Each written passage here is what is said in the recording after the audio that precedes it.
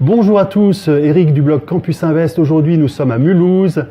J'ai un invité qui est un chasseur immobilier, Ahmed de Mulhouse, qui est un chasseur immobilier qui va nous raconter son parcours immobilier et aussi comment il trouve des biens sur la ville de Mulhouse. C'est une ville très intéressante pour investir et Ahmed a beaucoup d'expérience dans ce domaine. Il a déjà acheté de nombreux biens, il a beaucoup d'anecdotes à nous raconter et je vous invite à suivre cette vidéo jusqu'au bout parce qu'il y aura plein de pépites et de choses intéressantes et de petites astuces à apprendre. Je vous retrouve juste après le jingle pour le début de cette interview. A tout de suite. Donc nous sommes aujourd'hui à Mulhouse. Ahmed, merci d'avoir accepté cette invitation. Merci à toi. Bonjour. C'est un plaisir de t'avoir ici et surtout dans ta ville, dans ta ville de chasse, on va dire, puisque tu es chasseur immobilier. Et tu connais très bien ton environnement, ta ville. Et aujourd'hui, donc tu as déjà investi dans plusieurs appartements et tu trouves des appartements pour des investisseurs. Oui. Est-ce que tu peux nous parler de ton parcours et déjà de pourquoi est-ce que tu fais de l'immobilier? Pour toi, à quoi ça te sert l'immobilier? Alors, moi, j'ai commencé mon investissement immobilier par ma résidence principale en 2006. À l'âge de 26-27 ans. Auparavant, j'étais en location, un peu comme tout le monde. Pour la petite histoire, moi, dans ma tête, j'étais toujours en quête d'indépendance financière. Je me posais toujours la question de savoir, un jour, si je ne me réveille pas, est-ce que je peux continuer à vivre de manière décente et de maintenir un pouvoir d'achat décent, quoi. Donc voilà, je suis en quête d'indépendance financière. Il y a aussi des petites anecdotes liées à l'immobilier aussi. Lorsque j'étais un peu plus jeune, que je recherchais, j'ai essuyé pas mal de refus lorsque j'ai cherché à l'époque. Ça m'a mis une sacrée claque. On m'a donné des excuses d'entrée de boîte de nuit en fait. Bon. Ouais.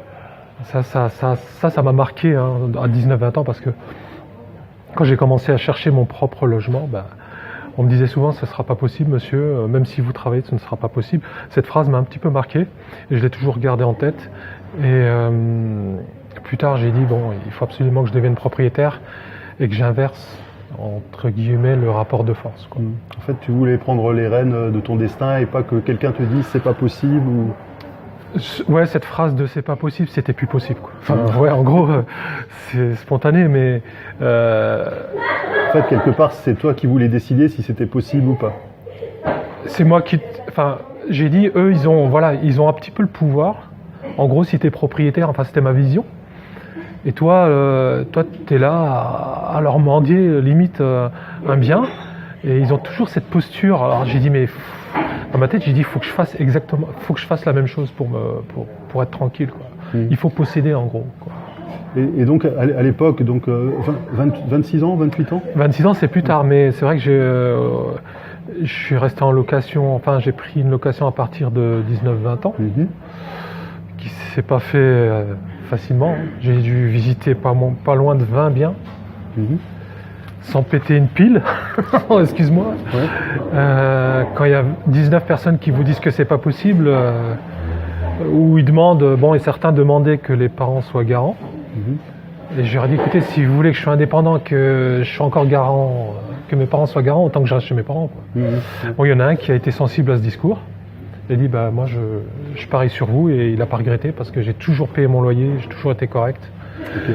Mais j'ai pas oublié les 19 fois où je me suis fait envoyer entre guillemets balader, ça m'a marqué, quoi. Donc en fait pour toi l'immobilier c'est un moyen d'avoir une indépendance financière, oui. Être plus libre donc. Et juste pour savoir, à l'époque quand tu as commencé à investir, tu étais salarié ou tu étais dans quelle situation? Qu'est-ce que tu faisais à l'époque? Alors D'ailleurs c'était en quelle année que tu as commencé à investir? En 2006. 2006, ouais. 2006, j'ai été embauché en 2005 dans un grand groupe, BTP Nucléaire. Je faisais pas mal de déplacements partout en France. Alors quand tu es jeune, c'est sympa, hein, la jeunesse, tu pars partout en France. Je partais également en Belgique. Et puis voilà, à un moment donné, je me suis marié. J'ai dit quand je me marierai, j'arrêterai le grand déplacement. Ça s'est pas fait. Ouais. Et quand j'aurai le premier gamin, j'arrêterai le déplacement. J'ai toujours pas arrêté. Mmh. Et c'est là que j'ai pris la décision d'acheter un bien. J'ai acheté un premier bien à F4 en fait. Ma résidence principale. Sauf qu'il y a certaines choses que j'ai pas vérifiées la première fois. Mmh. J'ai pas vérifié en gros la voisine qui se trouvait juste au-dessus, qui arrêtait pas de faire du bruit. Par la suite, évidemment, parce que lorsque l'agent nous l'a fait visiter, il n'y avait pas un poil de bruit. Oui, ouais, c'est vrai qu'on n'est pas toujours dans les circonstances réelles d'utilisation du bien quand on visite. Ouais. Et je l'ai visité qu'une seule fois. Ah. Je l'ai visité qu'une seule fois, une journée qui était très agréable, très sympa. Il y avait du soleil, il faisait beau. L'agent était sympa. Voilà. Ma femme s'y voyait. Puis après, le jour où on a signé, on a emménagé. La première semaine, il y avait beaucoup de bruit. Et j'ai fait, tiens, c'est bizarre, il ne nous l'avait pas dit ça, l'agent. Ouais. Et puis les vendeurs ont vendu ce bien à cause du bruit. Oui. Ouais, mais je comprends ça. Donc maintenant, quand tu fais des visites, tu visites les biens combien de fois avant de décider? Alors, la première visite, je prends avant de valider, je veux dire. Ah oui. Maintenant, maintenant, je fais une enquête tout autour du bien. Mmh. Donc, l'agent immobilier, je prends même pas pour argent comptant ce qu'il me dit. C'est moi qui fais l'enquête, en gros. Je regarde je regarde qui c'est qui habite au-dessus, et je vais carrément toquer. Ah, carrément. Ah ouais, je vais toquer, je dis bonjour. Ah, excusez-moi, je me suis trompé. C'est juste pour voir le type d'individu qui est au-dessus. Ça peut être très bien quelqu'un d'hystérique avec son berger allemand, j'en sais rien. Mais ça, c'est très important. Le voisinage. Ouais. Le voisinage, c'est très important. Tu peux avoir un très beau truc, mais tout ce qu'il y a autour peut avoir une influence sur ton bien.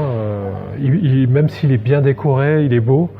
Si tu n'arrives pas à dormir dans un bien même qui est beau, tu préfères quand même, bien sûr, ouais. Quand même partir.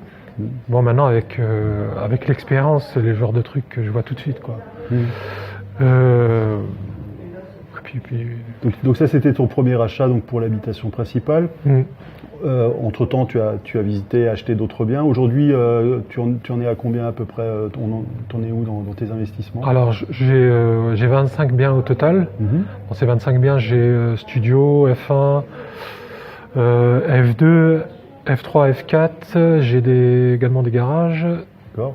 2 places de parking autour de la gare d'ailleurs. C'est assez varié.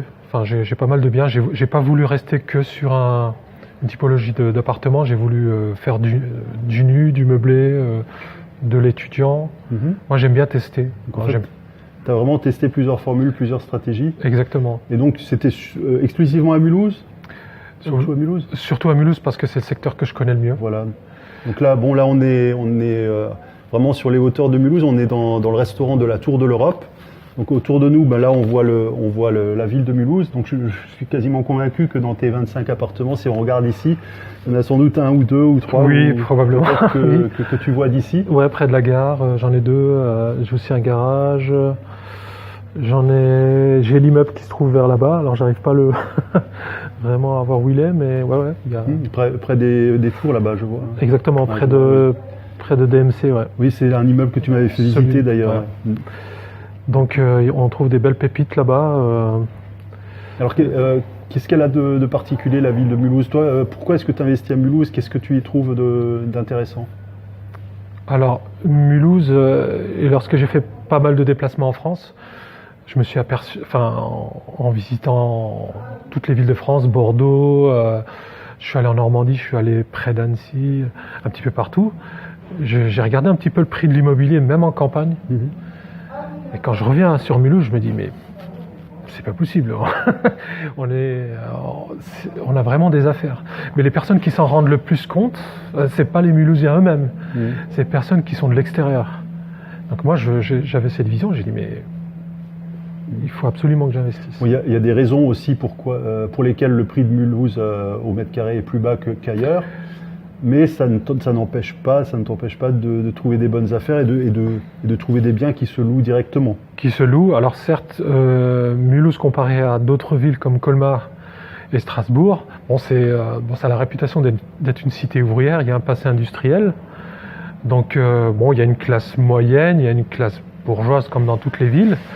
Après, avec des proportions ici et là différentes, mais il y a un marché locatif. Il y a un prix du mètre carré à la location et il y a des biens, voilà. C'est comme dans toutes les villes, il y a des secteurs où on peut investir, comme notamment la gare.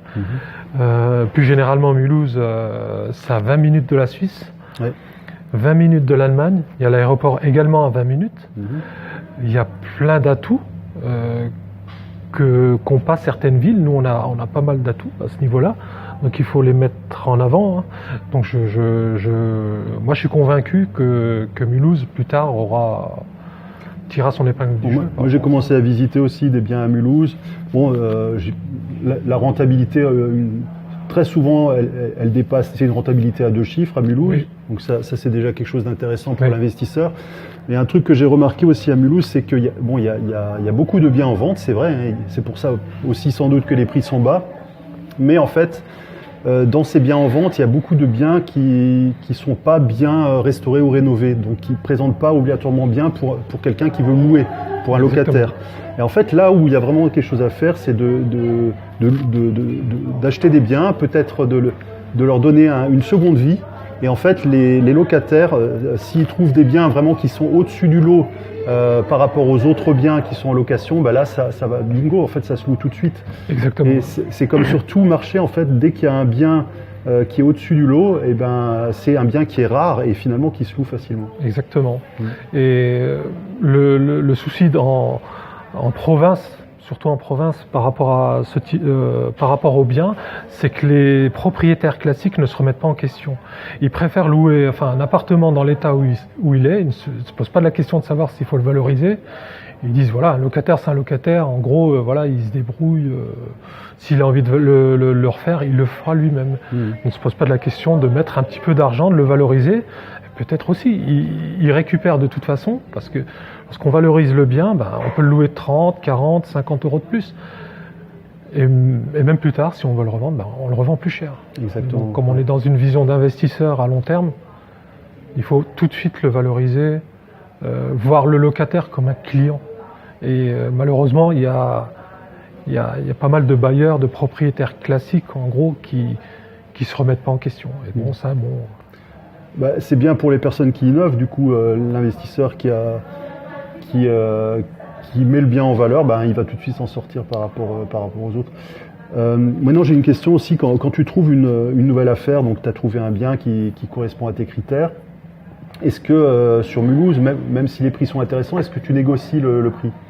Toujours. Et comment ? Tu peux nous expliquer un peu ta méthode de négociation ? Alors, c'est vrai qu'il y a des biens qui sont vraiment à un prix plancher pour certains. Eh bien, je négocie encore. Alors, moi, ma technique, elle est différente peut-être de certains. Moi, je complimente. C'est par le compliment. Je trouve pas je dis pas qu'il y a des défauts dans le bien, en fait. Même s'il est pourri, en gros, je dis que ce bien a du potentiel, en fait.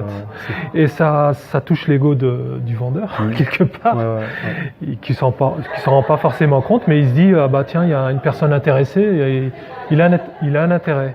Et puis derrière, je fais, pas dans la foulée tout de suite, mais je lui fais, écoutez, je suis investisseur, je me présente comme un investisseur. En tant qu'investisseur, je veux faire une affaire, je veux rentrer dans mes chiffres. Moi, je le voudrais à ce prix-là. Alors, je préviens des fois, ne vous offusquez pas. Je préviens avant. Donc, je reste poli, courtois tout le temps. Voilà, très important. Un compliment avant, pour pas que...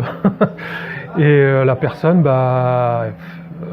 des fois, elle se braque. Et des fois, elle réajuste. Mais le fait de mettre un prix vraiment en bas, ça me permet de savoir où est le curseur.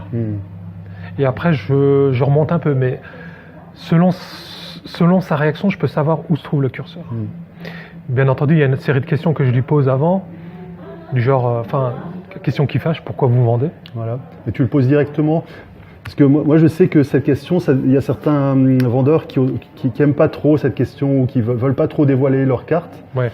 Donc moi, je sais que souvent, ce que je fais, c'est que je leur pose un peu des questions, un peu d'ordre général, où est-ce que, je sais pas, qu'est-ce qu'ils font dans la vie, où est-ce qu'ils habitent. Et souvent, il y a des petits indicateurs comme ça qui me permettent de comprendre quelle est la situation du vendeur, Ouais. quelle est aussi un peu sa psychologie, et de comprendre pourquoi ils vont. Mais après, il va souvent me le dire après, au bout d'un moment. Oui, il y en a qui se livrent aussi. Hein. Il y en a beaucoup qui se livrent. Il y en a qui se... Aujourd'hui, on a fait une visite d'immeuble ensemble. Ouais, Le monsieur, aujourd'hui, pendant 10 minutes, il nous a expliqué toute l'histoire de l'immeuble. Ouais, il suffit de tendre l'oreille et d'attendre. Et ça, c'est de l'or. Hein. C'est de l'or parce que tu peux orienter ta négociation par rapport à ce qu'il te dit. Moi, je sais par exemple quand il est pressé, on sait pourquoi il est pressé. J'essaie d'avoir des infos avant, des fois par le voisin. Oui, les voisins, il dit ouais, il vend parce que je sais pas, succession, il a eu un décès. Alors au début, on le sait pas forcément, mais après, quand on a un vendeur de plus de 60 ans, on devine aisément pourquoi il vend. Tout à fait. Le mieux, c'est quand je passe par un agent immobilier parce que lui, en général, il connaît la situation. Il connaît la situation. Et moi, pour vraiment à partir du 5e ou 7e bien, j'ai joué la carte 100%, le slogan que j'avais sorti la dernière fois. Écoutez, moi, je vous l'achète à ce budget-là. Par contre, 100% de mes compromis aboutissent à une vente. C'est un bon argument déjà. Pour un agent immobilier, c'est très rassurant. Et lui, il va se dire, c'est bon, au moins j'aurai pas de travail en plus et les choses vont passer. Alors je me présente vraiment qu'un investisseur. Quelque part, ça fait aussi partie de la négociation de dire ça, parce que c'est un argument en ta faveur. Et il m'arrive aussi de ramener un document de la banque, une attestation à un prix. Je l'aligne sur le prix que je veux. Ah voilà, ça c'est pas mal. Donc je ramène et je présente l'attestation directement sous enveloppe et je la remets à l'agent. Je lui dis remettez ça au vendeur. Et psychologiquement, ils ont l'impression de tenir. Ah, tu la mets carrément sous enveloppe. Donc l'agent ne va pas la voir. Et le vendeur va voir le prix auquel tu pourras acheter l'appartement. Des fois, je ferme pas l'enveloppe. Je laisse l'enveloppe, il l'ouvre. C'est un document de la banque. Hein. Oui. Et psychologiquement, il a l'impression de tenir l'argent. D'accord, c'est intéressant. Parce que moi, c'est pas de la psychologie, mais pas loin, mais dire qu'on a une offre, dire qu'on fait une proposition à tel prix et avoir un document, psychologiquement, quand il y a un couple, le soir, ils se disent, regarde, il nous a fait une offre, elle est sur papier de la banque. Et quelque part, même ils se sont même un petit peu engagés en acceptant le papier. Il y a une forme d'engagement. De leur part aussi. Et ils se disent c'est quelqu'un de sérieux. Donc il y a parce que parmi les biens que j'ai achetés, j'ai pas mal acheté sur des biens dont le compromis auparavant avait capoté. Donc eux, ce qu'ils voulaient, d'accord pour baisser le prix, mais par contre ils voulaient un acheteur sérieux. Pas quelqu'un qui vient de signer un compromis, qui dit allez au bout de 2 jours, ou je sais pas, au bout d'un mois, qui donne plus de... Et ça les met en... Ça fait peur. Et puis en plus, quand un vendeur a déjà eu cette expérience une ou deux fois... c'est la psychose après. Voilà, après, même quelque part, à ce moment-là, ils sont pressés de vendre parce qu'ils ont dit on en a assez d'avoir des gens pas sérieux. Et quand il y a quelqu'un de sérieux, là, ils sont même prêts aussi à faire un effort sur le prix. Ils font de super efforts et c'est des baisses très significatives. Par contre, ils veulent avoir l'assurance de mener à bien la vente. Et ça, c'est important. Et donc, tu disais tout à l'heure que quand tu négocies, tu mets quand même en avant les points positifs de l'appartement. Enfin, tu fais entre guillemets des compliments aux vendeurs. Et comment tu fais donc moi je fais aussi un peu ça, mais c'est plutôt, moi je dirais que c'est plutôt pour discuter avec le vendeur. Mais après, quand tu as des défauts du bien, comment tu les présentes? Comment tu utilises ça pour négocier? Alors, quand je vois des défauts je les présente, je suis pas expert, ça dépend du type de défaut, mais je ramène un artisan. Par exemple, s'il y a un problème de toiture pour une maison, si je suis vraiment intéressé par le bien, je ramène un artisan, je lui dis tu me fais un devis, je présente le devis évidemment au vendeur, parce que souvent les vendeurs ils disent il y en a que pour tant. C'est souvent le discours. D'ailleurs, les agents font la même chose. Oui, oui. Ils ont tendance à minimiser le montant des travaux. Ils minimisent. Donc moi, je vous dis, écoutez, il y a un professionnel qui va me faire un devis. Et là, bizarrement, c'est une somme substantielle. Et là, on peut présenter le devis. Là, En plus, c'est un argument tout à fait valable. Hein. Si une personne vous dit qu'il n'y a que 10 000 € de travaux et que vous venez avec 2 devis ou 3 devis où c'est marqué 20 000 €, voilà, c'est du concret. Ah oui, c'est du concret. Ouais. Donc là, là, en fait, l'argument de baisser le prix paraît tout à fait logique. Ouais, ouais. Alors, je ne m'oppose pas à ce qu'ils disent, hein, mais je lui dis, écoutez, je vais faire intervenir un professionnel. Voilà. Bon, comme dit, tu disais tout à l'heure, le respect, la courtoisie, la sympathie, voilà, donc ça c'est important. Ouais. Et en fait, la négociation, quelque part, c'est une discussion, c'est un échange. C'est de l'empathie, tu vois. Exactement, ouais. Et le but, c'est pas de gagner à tous les coups. Le but, c'est pas une confrontation. Des fois, on pense négociation, confrontation. Non, non, pas du tout. Ouais. La négociation, c'est une discussion. Dans certains cas, on arrive à un accord. On expose nos arguments. Bon, si c'est possible, tant mieux. Et si c'est pas possible, on n'est pas obligé de gagner à tous les coups. Il y aura d'autres négociations. Et je pense que c'est bien de le garder dans cet état d'esprit, respect, courtoisie, toujours. Ouverture. Voilà. Toujours. Il y a plein de fois où j'ai pas réussi. Hein. Énormément de fois. Puis il y a des fois, ça marche. Voilà, et comme on disait tout à l'heure, ça dépend beaucoup de la situation du vendeur. Le vendeur qui a acheté il y a 2 ans, qui veut rentrer dans ses frais, il n'aura pas beaucoup de marge de manœuvre par rapport à une personne qui a acheté il y a 30 ans, à des prix dérisoires par rapport à aujourd'hui. Là, c'est sûr que ça ne sera pas non plus le même objectif pour le vendeur. Il y en a qui me disent non. Je leur dis, écoutez, c'est pas grave, je vous laisse ma carte. Si dans un mois, vous me rappelez, il n'y a pas de problème. Voilà. On n'est pas parti dans une, comme tu dis, dans une confrontation. Je vais expliquer comment je fonctionnais. Puis... J'ai remarqué aussi que, rester ouvert, effectivement, même si tu as un nom, dire voilà, mon offre reste valable. Oui. Et alors, ce qui marche aussi, moi, ce qui a déjà bien marché, c'est de rappeler le vendeur un mois après, parce que souvent, c'est pas lui qui va vous rappeler. Souvent, c'est à soi-même de faire la démarche active. Et vous le rappelez peut-être un mois après ou 2 mois après. Et là, la situation a peut-être changé. Et à ce moment-là, il y aura des choses intéressantes. Alors, à ce niveau-là, justement, les vendeurs, quand c'est un particulier, c'est pas une agence, lorsqu'il commence son mandat, qu'il vient de vendre, il est assez confiant. Il y a une sorte d'optimisme. Hein. Après, au bout d'1 mois, 2 mois, il commence quand même à douter. Et au début, il ne vous rappelle pas, et puis au bout du 3e mois, il vous rappelle. Ah, il vous rappelle quand même au bout du 3e mois, ça m'est déjà arrivé. Ouais. D'accord. Et le problème, c'est que j'étais déjà sur un autre bien. Je dis, c'est dommage. Et voilà. Donc j'ai acheté un autre bien entre-temps. Le problème, c'est que des fois, il y a 3-4 biens qui tombent en même temps. Moi, ce qu'il y a, c'est que je faisais pas mal de visites, je faisais des propositions à 30-40% de moins. Je me faisais envoyer balader des fois. Mais jamais je me prenais la tête avec eux, en gros. Et je leur dis, écoutez, je vous laisse mon numéro. Sachez que je travaille avec tel notaire. Je me présente vraiment comme le profil d'investisseur, mais pas comme un primo-accédant, en gros.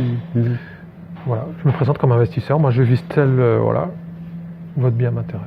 Voilà. Moi, j'aime bien aussi, pour la négociation, c'est négocier en direct, en face à face.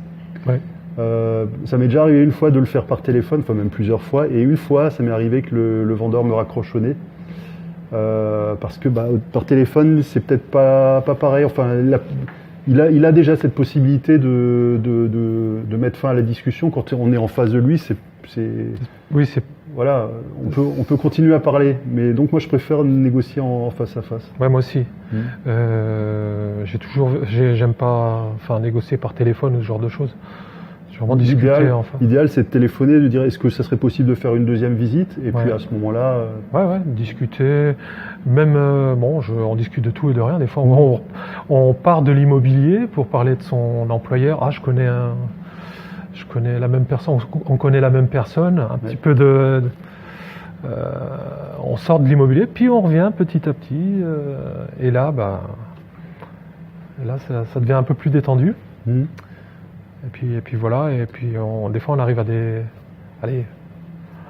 5 000 de moins, 10 000 de moins. C'est pas comme discussion. Ouais. Ça marche pas à tous les coups, par contre. Ça, Oui, c'est clair. bah, Sur 10, peut-être, ça marche une fois, voire deux, mais... D'où la persévérance. Ah oui, la pour persévérance, c'est l'investisseur, clair, hein. c'est une bonne qualité. Au niveau de la persévérance, on va peut-être parler aussi des travaux, parce que je sais qu'il y a pas mal de biens que tu achètes, que tu rénoves. Oui. En l'occurrence, l'immeuble que tu m'as montré récemment, tu as fait pas mal de rénovations dedans. Oui. Alors je voulais savoir comment tu fais déjà pour choisir tes artisans. Et aujourd'hui, est-ce que tu as une équipe et comment tu fonctionnes avec ton équipe pour rénover? Alors, par rapport aux artisans, compte tenu de mon budget de travaux, j'ai procédé de la manière suivante, c'est que je suis allé sur le site un peu plus connu de tout le monde, Le Bon Coin. Pourquoi? Parce qu'il y a des auto-entrepreneurs. Les auto-entrepreneurs, contrairement à une société classique, sont un petit peu moins chers. Enfin, sont moins chers, clairement. Moi, ce que je fais, c'est que je prends une journée l'artisan. Je le fais travailler une journée. Ah, pour voir comment il travaille? Pour voir comment il travaille. Ouais, d'accord. Mais ça veut dire que tu lui donnes quoi comme travail, par exemple, sur une journée? Qu'est-ce que tu peux lui demander? En fait, je lui file une pièce. Une pièce de l'immeuble? Une pièce, je lui dis, ou un studio. Je lui dis, vous me faites telle opération, que ce soit électrique, je lui demande de me changer les prises ou ce genre de choses. Je regarde le temps qui passe, enfin voilà. Et si je vois qu'il bosse bien et qu'il a des prix corrects, ce que je fais, c'est que je lui dis, enfin, au bout d'un certain temps, ça se fait pas au bout d'un jour. S'il a tenu ses délais, il a tenu sa parole et il a tenu entre guillemets ses prix. Encore le prix, c'est pas vraiment le truc que je regarde vraiment en premier. Moi, ce que je veux, c'est qu'il finisse le plus vite, qu'il fasse ça correctement, pour que je puisse louer le plus vite possible. En fait. Voilà. Si c'est un peu plus cher, tu préfères que ça soit livré rapidement à toi. Voilà. Parce que tu vas te rattraper avec le premier loyer. Et je discute avec lui, si je vois qu'il répond 50 fois au téléphone, je dis c'est pas la peine. Parce qu'il y en a, ils sont comme ça, ou ils sont dans différents chantiers. C'est vrai qu'on voit beaucoup des fois de personnes, elles sont sur le chantier et ça n'arrête pas de sonner, quoi. Donc comment veux-tu qu'ils travaillent correctement dans ces conditions? Et compte tenu de l'immeuble, je leur dis, quand j'arrive à me faire un avis sur un artisan, je dis écoutez, si ça se passe bien pour celui-là, il y a les étages supérieurs. Motivant. Donc, lui, dans sa tête, il se dit bon, j'ai un os à. Voilà. C'est pas du one shot pour lui. Et j'ai d'autres biens immobiliers. Au niveau du paiement, tu lui payes un acompte au début ou comment tu fais? 30%. 30%. On me demande 30%. Et le reste à les livraisons. Ouais. Ok. Et aujourd'hui, est-ce que donc tu as une équipe de gens vraiment à qui tu fais confiance pour tes travaux? Alors j'ai une équipe sur certains corps de métier, notamment l'isolation, l'électricité. J'ai également sanitaire. Là, ce qui me reste, en gros, c'est le carrelage. Et voilà, il faut que vraiment... J'ai quelques personnes, une, deux, par-ci, par-là. Enfin, pour chaque corps de métier, il faut vraiment que j'étende ce réseau et que à chaque fois, je leur explique comment je fonctionne. Parce qu'il y en a qui... Je suis investisseur immobilier, mais il faut que je leur explique mon mindset, en gros. Moi, ce que je veux, voilà, c'est pas que le moins cher. Parce qu'il y en a, ils sont toujours là à dire je suis le moins cher, je suis le meilleur. Et ça, c'est pas possible. Donc ceux-là, je les... Voilà. Okay. Donc bon, aujourd'hui, sur l'estimation des travaux, tu arrives à avoir une vision correcte du prix des travaux? Oui, à force de lire des devis. Alors, il faut savoir aussi que parmi mes investissements, les investissements que j'ai achetés en copropriété, systématiquement, je fais partie du membre du conseil syndical de ces copropriétés. Et souvent, il y a des votes. Il y a des votes pour des travaux éventuels ici et là, que ce soit à l'extérieur, à l'intérieur. Et j'ai accès à chaque fois à des devis, ce qui m'a permis, à force de les lire, d'avoir une certaine expérience.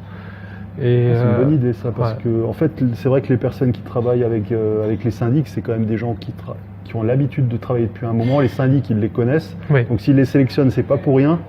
Et après, en plus, tu vois les prix, donc tu peux aussi faire appel à eux, du coup, parce que tu sais qu'ils sont sérieux s'ils travaillent pour des syndics depuis des années. Exactement, et après, on m'envoie les devis, pardon. Donc ça, à force de les lire, tiens, il faut tant pour changer, je ne sais pas, dans une salle de bain, tant pour une douche italienne, tant pour changer des toilettes, que ce soit des toilettes suspendues ou pas, l'électricité pour un certain nombre de mètres carrés, pour changer telle prise, changer la gaine technique, c'est tant. Ça reste cohérent. Je sais à peu près la cohérence des prix à ce niveau-là, et même des travaux extérieurs d'isolation, ça, par rapport au nombre de mètres carrés, j'ai une vue, quoi. D'accord. Et aujourd'hui, est-ce que tu as aussi des biens que tu achètes où il n'y a quasiment pas de travaux? C'est rare. C'est rare, ouais. D'accord. Moi, je sais que j'aime bien acheter des biens où il n'y a pas beaucoup de travaux parce que c'est plus simple. Bon, mais ça existe aussi. C'est juste, je pose la question parce que c'est juste pour vous dire que c'est aussi possible d'investir dans l'ancien et de faire vraiment un minimum de travaux. En fait, les bonnes affaires, il y en a dans tout le type de biens. Donc voilà, bon, les travaux, ça peut être une étape, mais pas nécessairement. Donc voilà, c'est aussi pour dire ça. À mon niveau, quand je vois, un truc pourri, je suis assez content. Ouais.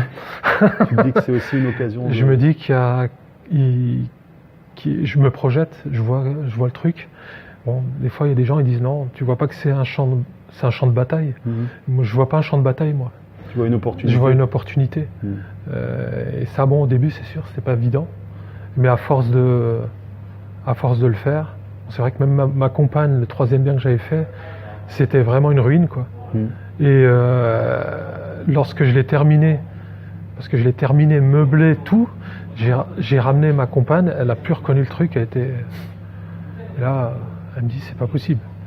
Le avant, le après, voilà.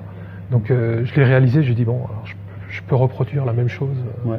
Voilà. Après, ça vient aussi avec l'expérience. Moi, je sais que, moi personnellement, je préfère commencer par des choses simples et après passer peut-être à. Moi, je sais qu'au début, j'achetais des biens avec quasiment pas de travaux. Puis après, bon, je maîtrisais, on va dire, l'investissement sans travaux. Et après, je pouvais passer à quelque chose d'un peu plus, où il y avait peut-être des petits travaux, puis ensuite plus gros. En fait, j'aime bien y aller par étapes, plutôt que, par exemple, commencer tout de suite par acheter un immeuble et puis avoir beaucoup de choses à gérer. Il y a des gens qui arrivent là à le faire. Moi, je sais que je préfère y aller par étapes. C'est plus rassurant. Ça dépend. Faut aller à son rythme. Je pense qu'il faut quand même maîtriser. L'immobilier, c'est un domaine où on peut maîtriser le risque parce qu'on a quand même un contrôle sur le prix d'achat, puisqu'on décide ou non d'acheter à un prix. On a le contrôle aussi sur le choix des entrepreneurs, sur le montant des travaux et sur le choix des locataires. Donc c'est un investissement, on a quand même le contrôle, contrairement à d'autres investissements où c'est pas nécessairement le cas, où on dépend beaucoup de. Bon, après, il y a bien sûr la législation qui rentre en ligne de compte pour l'immobilier aussi, la fiscalité, mais on a quand même des choix possibles. Et c'est ça que j'aime bien dans l'immobilier. Il y a plusieurs facettes, en fait. Il y a plusieurs facettes. Moi, depuis que je fais ça, c'est devenu une passion. Je parle immobilier tout le temps. Donc je me contrôle. Voilà, et depuis que j'ai atteint mon indépendance financière. C'est arrivé quand d'ailleurs? Au mois de décembre. Donc c'était décembre 2016. Ouais, c'est récent. Donc c'est assez récent. Donc j'aurais pu arrêter bien avant, mais j'ai préféré sécuriser la chose. Pourquoi? Parce que avant ma femme travaillait, était en CDI à temps plein. Donc on a fait ça par phase, c'est elle qui a arrêté. D'accord. Et puis j'ai fait la prochaine personne, c'est moi. Sauf que je vais atteindre un certain niveau, entre guillemets, et dès que j'ai acheté vraiment l'immeuble où c'était vraiment un gros bloc, j'ai dit là, c'est bon, tu peux passer à l'action. D'accord. Et du coup, on va parler peut-être un peu financement. Comment les banques voient ta situation aujourd'hui, sachant que tu as 25 appartements, comment elles te voient pour les financements futurs? Alors, à l'heure actuelle, si je devais réinvestir un autre bien, ils me voient en tant qu'investisseur, d'accord. Mais j'ai l'impression que c'est de plus en plus difficile, paradoxalement. Pourquoi? Parce que ils disent que j'ai souvent les œufs dans le même panier, en fait. Ah, d'accord. Là, en plus, je viens de quitter mon emploi. J'ai créé une société depuis, peut-être qu'on en reparlera un peu plus tard. J'ai l'impression vraiment qu'ils s'attachent plus au côté CDI d'un contrat à durée indéterminée dans une société. C'est vrai que ça dépend aussi des banques. Je sais qu'il y a des banques qui sont vraiment très axées là-dessus. Il y en a d'autres qui sont plus ouvertes sur le sujet. Moi, je sais que bon, j'étais aussi salarié il y a 2 ans. Aujourd'hui, j'ai aussi l'immobilier qui m'a permis de me détacher. Et je sais que quand je fais des demandes de crédit, il y a des banques, ça passe tout de suite, alors que je n'ai pas de CDI. Alors, bon, c'est vrai qu'ils sont quand même rassurés par le fait que je suis capable de faire des investissements rentables. Je pense que ça les rassure aussi dans ton cas. Ouais. Mais après, suivant la politique de la banque, de chaque banque, c'est différent. Ouais. Et je sais qu'avec ma banque principale, c'est un peu plus dur aujourd'hui d'avoir le crédit. Mais en fait, je joue souvent sur l'aspect en disant moi j'ai une autre banque aussi qui m'a donné un crédit. Oui. Et en fait, souvent les banques, elles aiment bien quand tu fais un crédit chez eux, elles aiment bien que tu rapatries un peu de cash, si elles savent que tu as du cash ailleurs. Exactement. Ouais. Donc ma banque principale, elle aimerait bien garder mon cash, donc elle va aussi faire un effort pour s'aligner avec l'autre banque qui m'a fait un crédit. Ouais, les banques, voilà, ce qu'elles veulent, c'est de la domiciliation. Elles veulent qu'on mette l'épargne, comme tu dis, chez eux. Donc moi, quand elle me dit ça, j'essaie de m'adapter à ce qu'ils veulent. Il n'y a pas de problème. Mais pour te dire, hein, lorsque j'ai acheté mon 3e bien, si je veux faire un flashback, je ne vais pas nommer la banque en question, hein. Au 3e bien, j'ai voulu acheter le 4e. Et la chef d'agence m'a dit, vous avez assez investi comme ça. Alors j'avais l'impression que c'était une maîtresse qui me disait... T'as assez joué. Voilà. Et cette phrase, ce que ça générait derrière, c'est que j'en achète beaucoup plus derrière. C'est marrant parce que toi, j'ai l'impression quand tu as une interdiction, pour toi, après, ça devient un défi. Ah oui. En fait, si j'avais l'intention de continuer à acheter un bien. Là, du coup, ça t'a encore plus motivé. Ouais, quand elle m'a dit ça, dans ma tête, c'était « Oh, tu vas voir si je vais m'arrêter. » Comme si une banque te dit, c'est elle qui t'ordonnait, c'est elle qui te disait si c'est bien, si on s'arrête à 3, 4, il n'y a pas de palier, il n'y a pas de limite. Si la personne, elle veut acheter 1, 2, 3, 5, 100, je ne sais pas, c'est pas eux de te le dire. Donc ils peuvent refuser, mais après c'est pas eux de te dire arrête de rêver quoi. Ouais, mais tu vois, c'est une phrase un peu. Je veux dire, une banque, une chef d'agence qui te sort ça, quoi. Tu dis. Bon, mais du coup, tu as trouvé un autre moyen de. Ah ouais, je suis allé dans d'autres banques, j'ai financé, elle s'est vexée, hein, la banque en question. Puis je lui ai dit, je m'en fous, hein, perso, je vais continuer à investir comme je l'ai toujours fait. Et rien ni personne m'empêchera de continuer.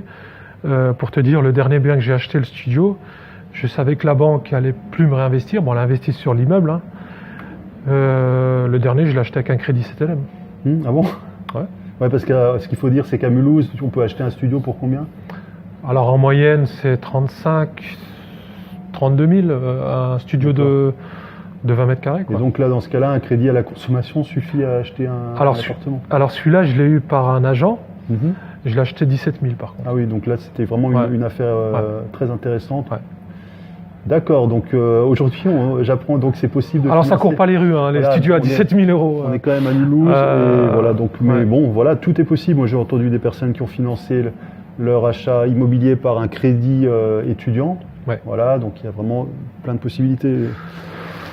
Ok, donc j'ai pu l'acheter, c'est le prix d'une polo neuve. Hein. En gros, si je devais. Donc tu as dit que tu voulais acheter une polo et tu as acheté un appart. J'ai acheté un appart, à la limite je peux acheter la polo ou la golf derrière. C'est plutôt l'appartement qui va acheter la voiture plutôt que moi. Okay. Moi je vois la chose comme ça. Ouais. C'est l'appartement, les loyers qui vont te permettre de financer à crédit une auto par exemple. Ouais. Ok. Et peut-être des questions concernant la mise en location. Alors quel type de location tu pratiques et comment tu fais pour trouver tes locataires? Est-ce que tu as une procédure particulière pour la mise en location? Une procédure particulière, assez classique. Je mets une annonce sur Internet. Je prends des photos, une description complète du bien. Alors, si je dois parler, ça dépend des locations vides ou que ça soit des meublés ou étudiants. Par exemple, les étudiants, quand j'ai un étudiant par exemple qui part au mois de juin, je loue en saisonnier pendant le mois de juillet. D'accord. Je mets pas l'annonce pour les Enfin, je mets une annonce de location saisonnière sur Airbnb pendant 1 mois ou 1 mois et demi. Et puis après, au mois de septembre, je prends un étudiant. D'accord. Entre guillemets, mais... Comme ça, tu rentabilises quand même l'été avec un loyer un peu plus élevé. Il y a un certain nombre de propriétaires qui ne se cassent pas la tête. Ils ne louent pas pendant juillet-août. C'est ce que je fais à Strasbourg. Ouais. Mais moi, j'essaie d'optimiser. Mais c'est tout à fait possible. C'est tout à fait possible. Bon, c'est faisable. Hein. Ce qu'il y a, c'est que avant, il y avait un certain nombre de parents qui venaient au mois de juillet, par exemple, qui viennent tranquillement d'ailleurs. Mois de juin, juillet, qui cherchent un logement pour leur enfant. Et je me suis aperçu qu'en fin de compte, ça valait plus le coup de louer au mois de mi-août. Pourquoi ? Parce que il y a les retardataires au mi-août. Ouais, donc tu peux même louer un petit peu plus cher parce qu'il y a une vraie pénurie. Août, septembre, c'est terrible. Moi, des fois, j'ai des personnes au téléphone qui pleurent parce qu'elles n'arrivent pas à trouver d'appartement. Alors, j'ai pas le cas de figure, mais c'est déplorable, mais c'est la réalité. Ouais. Et il y a vraiment dans certaines villes, à certaines périodes de l'année, bien sûr, il y a un manque de logements étudiants. Ouais. Et j'ai déjà eu trois couples, avec leurs enfants, qui m'ont suivi jusqu'à chez moi pour me ramener le dossier, quoi. Ah oui. Il y en a 2, ils disent: vous habitez où? Je viens, je vous ramène le. Donc il y en a qui viennent de l'autre bout de la France qui veulent vraiment que leur enfant soit à ce logement. Pourquoi? Parce qu'il est valorisé, il est sécurisé. Voilà. Ils sont prêts à payer même plus cher. J'ai fait: écoutez, je tombe pas dans ce. En plus, ce qui est vrai, c'est au mois de septembre aussi, les biens qui sont proposés au mois de septembre, souvent, c'est pas les meilleurs biens. Parce que, comme tu dis, il y a les parents qui viennent en juin, juillet, qui cherchent déjà les biens en avance de phase, qui sont prêts d'ailleurs à payer le mois de juillet et d'août pour avoir un logement prêt en septembre. Ouais. Et donc les meilleurs biens souvent partent au début. Ouais. Et au mois de septembre, le choix n'est pas le meilleur. Et donc si toi tu as un bien en plus de qualité à ce moment-là, alors là tu sors vraiment du lot, quoi. Ouais. Moi je loue après au-dessus 40 voire 50 euros de plus. Voilà. Et ça part. Okay. Ça part. Alors je fournis quand même un bien de qualité. Dans tous les biens étudiants, je mets un écran plat de minimum 82 cm, même si je valorise vraiment le bien jusqu'à la. On n'est pas loin de la cafetière Nespresso que je mets dans la cuisine, mais les parents. Tu fais du meublé plus, quoi. On est presque à la location saisonnière, quoi. Ce qu'il y a, c'est que j'ai fait de la location saisonnière juste avant. Je laisse en état. Ah voilà. Ah, oui. Les parents voient ça, j'entends les avis. Alors si j'avais eu ça quand j'étais étudiant, ce serait magnifique. Donc ils regardent même pas le prix du loyer. C'est une bonne idée. Ouais. Ils sont pas regardants sur le prix du loyer. Ils disent: mais il y a tout, on n'a même pas besoin d'acheter de meubles, on n'a pas besoin. En plus, il y a la connexion Internet. Donc la connexion Internet, je la demande dans les charges. Donc elle est incluse. Ouais. Ça simplifie énormément. Un étudiant qui vient d'une autre ville à l'autre bout de la France, c'est beaucoup plus simple pour lui de. Eux, ils se disent: je n'ai pas besoin de souscrire ou choisir un opérateur. À la limite, il ne se pose même pas la question. Donc il peut tout de suite emménager, avoir tout ce qu'il faut. Voilà. Et ça, les parents, lorsqu'ils se déplacent dans une autre ville, ils ont 1 jour, voire 2 jours parce qu'ils ont pris des RTT ou que sais-je. Ils n'ont pas envie de perdre leur temps à aller à Ikea, acheter des meubles, les faire monter, enfin tout ça. Quand ils voient qu'il y a un bien, entre guillemets, complet, bien sûr. C'est combien le loyer déjà? Voilà, c'est tout. Et bien souvent, je sais que des fois j'ai des locataires qui viennent de Paris et les loyers ici par rapport à Paris, que ça soit 30 ou 40 euros de plus que le loyer moyen, ça ne fait aucune différence. Oui. Pour eux, c'est pratique. Enfin, ça change absolument rien. Donc, ok. Et donc aujourd'hui, je sais, tu as une expérience dans l'investissement, tu sais comment trouver les biens, tu sais comment négocier. Aujourd'hui, tu investis encore de ton côté, mais en fait, tu connais tellement bien la ville que tu trouves beaucoup de perles, mais tu n'as pas le temps de tout prendre, enfin de tout. C'est ça. J'aimerais bien, mais. Et je sais que tu proposes des biens pour des personnes qui veulent investir, du coup. Enfin, comme tes chasseurs immobiliers, c'est ce qu'on disait au début de l'interview. J'ai créé une société en décembre, justement.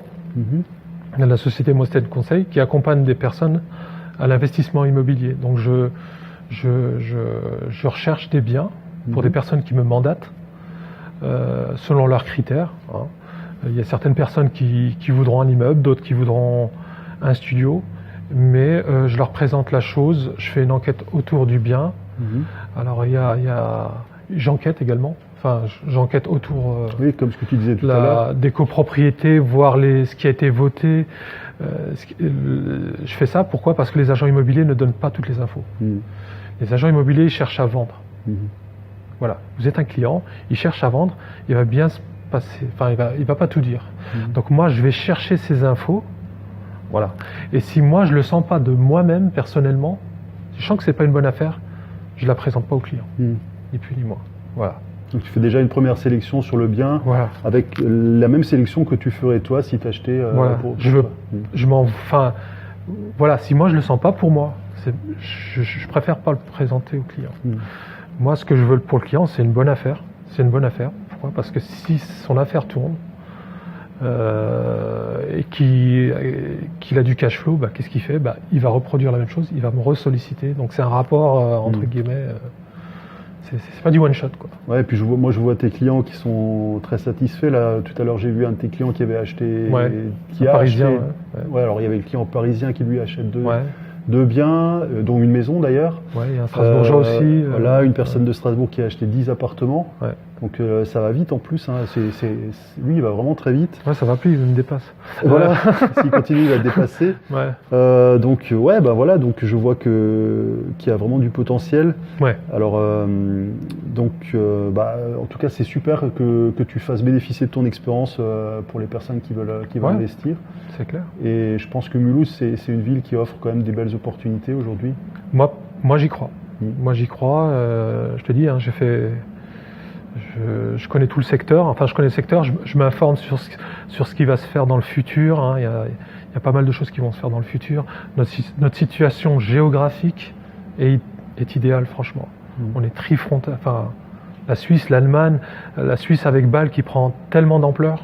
C'est une ville qui grandit. Il y a beaucoup de gens qui travaillent en Suisse à Bâle, qui habitent Mulhouse et qui prennent le train. C'est direct, Bâle-Mulhouse, il y a juste un arrêt, quoi. Exactement, compte tenu des difficultés pour se garer à Bâle. Et le logement également. Le logement, c'est très cher à Bâle. Donc qu'est-ce qu'ils font les gens? Ils cherchent un bien autour de la gare de Mulhouse. Voilà. Il y a aussi une interconnexion qu'ils vont créer avec l'aéroport de Mulhouse-Bâle. Oui. Dans les années à venir, tout ça me fait dire que il y a un intérêt. Il y a un intérêt et je vois pas. Ça ne peut que s'améliorer au niveau de Mulhouse. Voilà. Bien sûr. C'est maintenant qu'il faut investir et pas. Voilà. Et puis bon, la ville investit quand même fait des choses. Là, on a une vue sur la ville. Je vois, il y a le tram qui est quand même assez une ville avec un tramway. Ouais. Donc ça, c'est pratique. C'est quand même une ville où il y a aussi des étudiants. Donc il y a 8-9% d'étudiants. Il y a plusieurs universités. Il y a plusieurs écoles d'ingénieurs. Il y a possibilité, bien sûr, de faire l'immobilier étudiant. Il y a possibilité de faire différentes stratégies. Il y a pas mal d'immeubles en vente. Alors bien sûr, c'est souvent avec la rénovation. Donc il y a vraiment de quoi s'amuser pour un investisseur ici à Mulhouse. Exactement. Il y a des améliorations. Il y a des défauts dans toutes les villes, des qualités. Il faut les prendre en compte. Ça c'est clair. Tout n'est pas Mais dans une ville, il y a des secteurs. Il y a des endroits où il faut mieux investir que d'autres. Même dans une même rue, une avenue, il y a d'un numéro à un autre, il faut investir, mais d'un autre numéro, vous n'avez pas le même type de population. Vous pouvez avoir des populations à risque, entre guillemets, et puis des personnes qui paient leur loyer sans problème. Okay. Et ça, quand on est investisseur, il faut avoir l'œil sur ça. D'accord. Juste peut-être pour terminer, je vais te poser une dernière question pour les gens qui veulent débuter dans l'investissement, qui veulent commencer dans l'investissement immobilier. Pour toi, qu'est-ce qui est le plus important quand on débute? Sur quoi il faut vraiment se focaliser au début quand on débute? Alors, le plus important, vraiment quand on débute, moi je dirais de s'entourer, de rechercher les personnes qui ont déjà investi. Ouais, je pense la même chose. Vraiment pas écouter entre guillemets le beau-frère, je dirais, le pseudo-expert, s'entourer que de personnes qui ont pratiqué. Moi je dis souvent que quand on est motivé, quand on veut faire quelque chose, L'entourage joue énormément. Ouais. Et en fait, tu as 3 types de personnes qui vont t'entourer. Tu as des personnes, là c'est le moins bon, c'est les personnes qui vont te décourager, donc les personnes qui sont pessimistes, qui n'ont jamais fait ça d'ailleurs, mais qui vont te dire c'est dangereux, c'est risqué. Oui. C'est la première catégorie. Deuxième catégorie, c'est des gens qui sont hyper optimistes, mais qui n'ont jamais fait ça non plus. Donc là, c'est aussi un peu dangereux parce que le risque, c'est qu'elles disent ouais, vas-y, fonce, c'est génial ce que tu fais, mais peut-être tu fais une erreur. Et la troisième catégorie, c'est les personnes qui ont déjà fait ça, donc des investisseurs qui ont déjà une expérience et qui, eux, vont te dire ouais, c'est génial, t'as raison, moi je sais que ça marche. Et en plus, là, ce que tu fais, c'est bien, mais attention, fais attention à ça. Et donc, cette troisième catégorie, c'est vraiment quelque chose qui va vous aider, qui va non seulement vous motiver, mais vous permettre de faire les choses correctement. Oui. Et en plus, aujourd'hui, c'est très simple de rencontrer des personnes, des investisseurs à succès, puisque vous avez souvent dans vos villes des réunions d'investisseurs. Exactement. Donc n'hésitez pas à solliciter cette forme de rencontre. Avec Internet. Notamment. Voilà, Internet c'est possible aussi. Bon, mais là aussi, il y a de tout, mais voilà, donc c'est possible assez facilement de rencontrer d'autres investisseurs. Exactement. Donc s'entourer de personnes qui ont pratiqué. N'écoutez que les personnes qui ont pratiqué. Une personne qui vous donne un conseil alors qu'elle-même n'a pas fait, faut carrément faut vraiment s'entourer de personnes positives, bon, réalistes, hein, mais des personnes qui ont pratiqué. Ouais, tout à fait. Les personnes qui ont pratiqué, c'est elles qui vous encourageront à aller plus loin. Moi, il y a des, je fais un petit peu de coaching, je leur dis passe à l'action, passe à l'action. Qu'est-ce que tu as à perdre? Qu'est-ce que tu as à perdre? Bon, souvent elles se font un petit peu, l'entourage, la famille leur dit non, tu devrais pas faire ça, comme tout ce que tu disais. Moi je leur dis mais commence par un garage, n'importe quoi, un petit studio, c'est pas le bout du monde. Regarde, mais au moins passe à l'action. Pourquoi? Parce que moi personnellement, si je le fais pas, je vais regretter par la suite. Je préfère faire, même si je me ramasse, c'est pas grave, parce que au moins je serais passé à l'action. Voilà, tu calcules quand même les risques, mais... Oui, je calcule bien entendu les risques. Après, des risques contrôlés, entre guillemets. Mais entre un immeuble ou un bien, entre guillemets, de 20 000, il n'y a pas au pire, risque, il n'y a pas vraiment de risque. Je dis pas que c'est nul, mais voilà. Ok. Et donc, merci en tout cas, Ahmed, pour ton témoignage, pour ton partage d'expérience. Alors, je ne sais pas quel sera ton prochain investissement, mais je suis convaincu que la prochaine fois qu'on se verra, il y aura de nouvelles aventures à raconter. D'ailleurs, on ne s'est pas trop attardé sur tes différents biens, mais on a plutôt parlé de méthode ou de... Et alors, voilà, donc merci encore, et puis je te dis à très bientôt, et merci. Merci à toi. Merci. Salut Ahmed. Ciao.